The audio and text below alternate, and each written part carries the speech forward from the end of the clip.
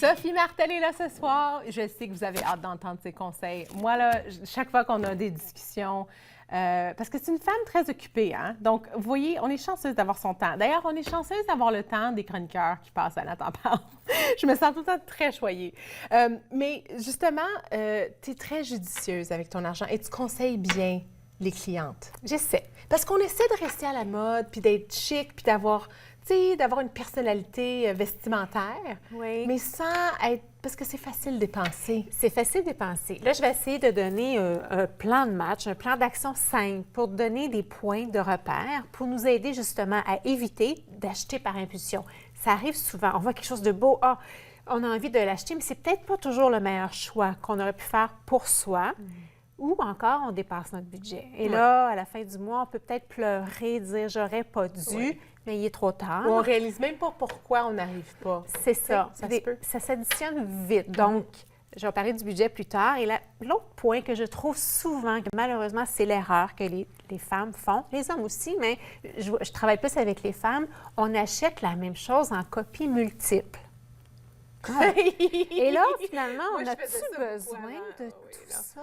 Non, c'est ça. Parce que je pense que, tu dis ça, puis moi, je me souviens, genre, j'achète un T-shirt, le rouge me fait bien. Fait que là, le rouge me fait bien, donc j'achète le vert, le bleu, le mauve. Puis là, tu as toujours l'air pareil, mais c'est juste différentes couleurs. Mais pire que je faisais ça quand j'étais tu jeune. vas en acheter 3 rouges parce que tu te dis, mais qui vont juste quelques-uns qui va avoir un petit brillant à gauche, l'autre n'en aura pas.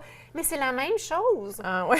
Donc, ça donne rien. On aurait pu en avoir juste un, prendre les sous de ce chandail-là et peut-être dire, OK, bien, je peux dépenser un petit peu plus, mais en avoir seulement un. On fait souvent ça avec les pantalons noirs. Écoute, combien de pantalons noirs que je peux trouver dans une garde-robe? C'est à l'infini, des fois. On dit, bien, voyons, est-ce qu'on les met tous? Non. Il y a toujours nos préférés. Oui, toujours. La coupe, c'est ça. Oui, oui. Alors là, c'est le printemps qui s'en vient. On a hâte, hein? Bon, c'est vrai? 5 semaines? 5. Les boutiques nous le rappellent que ça s'en vient. Déjà... Les revues nous le rappellent. Donc, on commence par faire. La première étape, c'est faire son inventaire. Qu'est-ce que j'ai de la saison dernière? Et là, s'il y a des choses que je n'ai pas portées, la question à se poser, c'est pourquoi? Donc, on commence déjà à planifier notre garde-robe de printemps? Oui, parce qu'il y en a déjà qui vont commencer à faire des achats. Bon point. Parce que c'est ça, c'est certain que, bon, plus on va dans la saison, le choix diminue, on est chanceux, des fois on peut avoir des soldes, mais il y a certaines personnes que leurs tailles, c'est les plus populaires. Donc, si elles attendent le temps des soldes, il n'y en aura plus ou il n'y aura pas la couleur qu'elles veulent. Donc, finalement, on peut commencer à faire son inventaire. Donc, on fait le tri. Les choses. Et là, il faut vraiment répondre à la question pourquoi je ne l'ai pas porté. Puis c'est quel genre de réponse que les gens te disent? Bien, c'est une mauvaise coupe. Oui. J'ai acheté par impulsion. C'était très beau sur le mannequin, mais ou dans la revue, ou chez ma copine. Mais moi, je ne suis pas la copine. Ou c'est une mauvaise couleur. Et ça peut être n'importe quoi. Ou finalement, on n'a pas besoin. Ça peut être aussi simple que ça. Hein, on a eu un coup de cœur, mais qui n'est pas utile. Oui. OK? Oui. Et là, après, il y a peut-être des pièces qu'on a renouvelées. Hein, un chandail blanc qui, bon, il commence à être moins blanc. Là, on fait la liste des choses qu'on a renouvelées et qu'est-ce qui me manque dans ma garde-robe? Y a-t-il quelque chose qu'à chaque saison, je dis « Ah, je trouve ça beau un pantalon de lin, mais j'en ai jamais acheté. » Peut-être que là, cette année, peut-être que je pourrais le mettre sur ma liste. Alors là, l'étape d'après, on fait une liste. Avec le premier. Ça, c'est une première liste. Ensuite, on va s'asseoir tranquillement. On va faire du repérage à la maison. Alors, on regarde les sites Internet, les revues, on s'inspire de qu'est-ce qu'il va y avoir dans les magasins cette saison-ci. Même avant d'y aller. Oui, parce que ça va diriger notre magasinage. Hein? Si on voit un magasin X, qu'on trouve plein d'articles qui nous intéressent et qui correspondent à notre liste de besoins ou de désirs, bien là, à ce moment-là, je vais dire, bien, je vais aller là en premier. Hein, on va économiser du temps parce que souvent, les femmes, ils aiment magasiner, mais il ne faut pas que ça dure trop longtemps. Ou si on vient qu'on ne trouve pas, on peut se décourager. OK?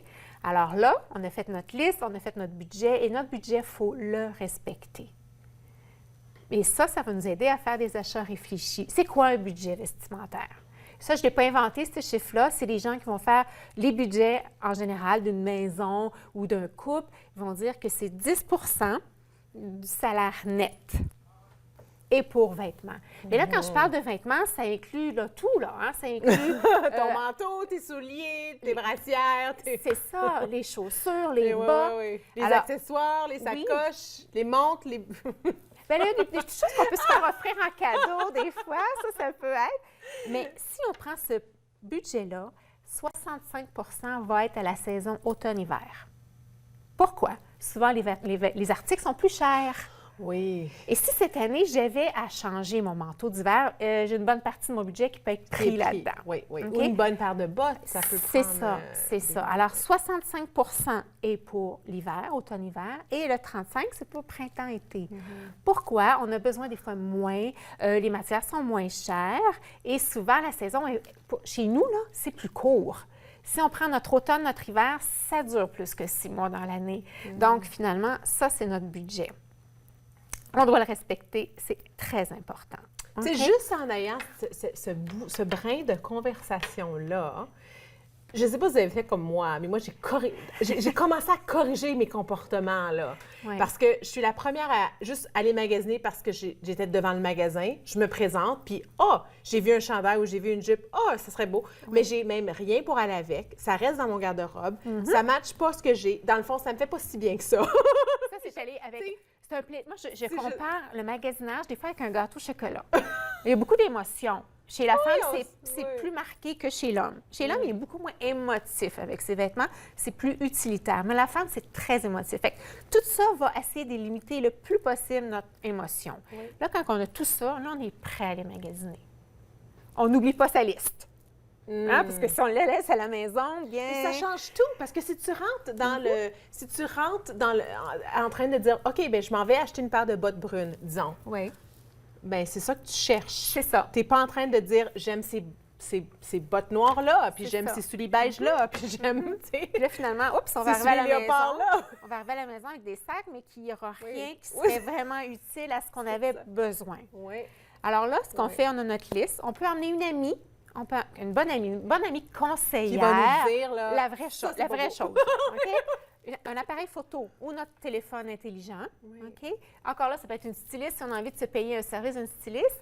Puis là, ce qu'on fait... Tu vas faire ça avec les gens, toi? Bien oui, je fais ça avec les gens. OK, oui. C'est bien noté, vous voyez, si ça vous tente. Et toute la préparation, on la fait avec une conversation. Et moi, après, je le fais en magasin. Alors, ça limite le temps un petit peu. Ça devient plus simple pour la cliente. Oui. C'est moi qui ai le repérage à faire. Et, donc, j'ai une mission à accomplir. Tu te présentes avec... c'est ça. C'est comme dans les films. Oui. Tu te présentes avec des vêtements, puis là, la cliente les essaie. Ou on peut le faire en magasin aussi. Oui, il y a les deux façons de le faire. Moi, j'aimais l'option film. Non.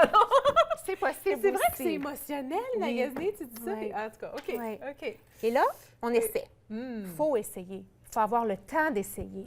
OK? Et là, quand tu as quelque chose que tu aimes, tu le prends en photo si tu es toute seule.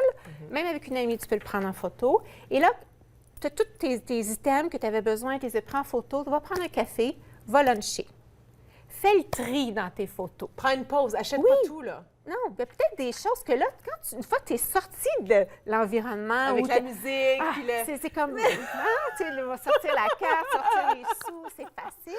Oui. Là, tu vas t'asseoir, t'examines. Et peut-être qu'il y en a qui vont prendre vite le côté, finalement, ça, moins. Et là, tu vas pouvoir faire des choix. Et là, tu vas pouvoir retourner en magasin et faire tes achats. Est-ce que tu les mets de côté? Non, une fois que tu as décidé, tu peux dire, mais il y a des magasins, c'est facile. Tu peux retourner sans problème. C'est toujours s'informer de la politique. C'est une politique de retour, de remboursement, de note de crédit. Parce que ça, des fois, Puis quand on a une petite voix qui nous dit, je ne suis pas certaine, des fois, on est mieux de dire, bien, même, je peux revenir demain. Moi, je dis toujours, si on rêve à la pièce cette nuit, bien, c'est un bon signe, on peut retourner. Oui. Okay. Et là, on évite le plus possible de faire des choix qui ne seraient pas les plus judicieux pour ses besoins du moment. Ça ne veut pas dire que l'autre pièce, ça ne sera pas plus tard, mais pour l'instant, qu'est-ce que j'ai besoin et de le respecter. OK? Oui. Ça a l'air compliqué, non, là, mais c'est tellement... Ça a tellement de l'allure. Tu sais, je me dis, pourquoi est-ce qu'on n'a pas appris ça plus jeune? Bien, il y a une question qu'on peut se poser. Là, tantôt, tu parlais des vêtements orphelins. Tu achètes quelque chose, c'est toute seule dans la garde-robe, tu ne peux plus le porter. Alors, tu te poses la question, est-ce que ça va être nécessaire à ma garde-robe? est-ce que j'ai quelque chose à la maison qui pourrait être agencé avec ça? Puis déjà, en répondant à ces questions-là, tu as un peu ta réponse. Ou est-ce que j'ai déjà quelque chose qui ressemble, qui pourrait prendre sa place, que j'ai pas besoin de... Oui. Et la dernière étape, OK? Souvent, les gens vont laisser tomber cette étape-là, mais pour moi, c'est très important. On achète du prêt-à-porter. Alors, on va essayer de rendre le vêtement sur mesure. Alors, s'il faut garder une petite partie de notre budget, si on n'est pas couturière soi-même, pour faire les ajustements. Pour que ça nous fasse parfaitement. Parfaitement. Et que là, finalement, on va encore avoir l'impression d'en avoir plus pour son budget parce que le vêtement est vraiment fait pour toi. Merci beaucoup, Sophie Martel. J'espère qu'on vous a inspiré à bien préparer votre garde-robe du printemps. Moi, je sais que c'est comme, je suis en train de tout changer mon comportement.